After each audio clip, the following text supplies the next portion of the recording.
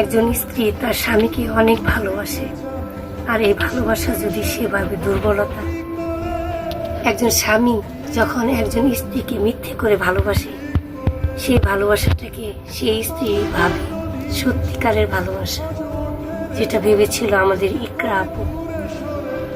একজন মেয়ে তার সব কিছু দিতে পারে, কিন্তু স্বামীর ভাগ দিতে পারে না, যেটা ইকরা আপু দিতে পারে না। সে নিজেকে সরিয়ে নিয়েছে এই পৃথিবী থেকে।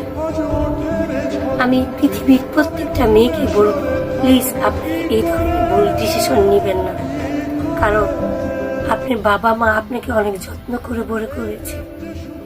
একজন বাবা মার কাঁধে একজন সন্তানের লাশ কত যে ভারী, সে বাবা মা ছাড়া কেউ জানে না। আর ইকরা আপু, আপনি যে সন্তানটা রেখে গেছেন, এই সন্তানটা কাকে মা বলে ডাকবে? প্লিজ এই ধরনের ভুল কেউ করবেন না।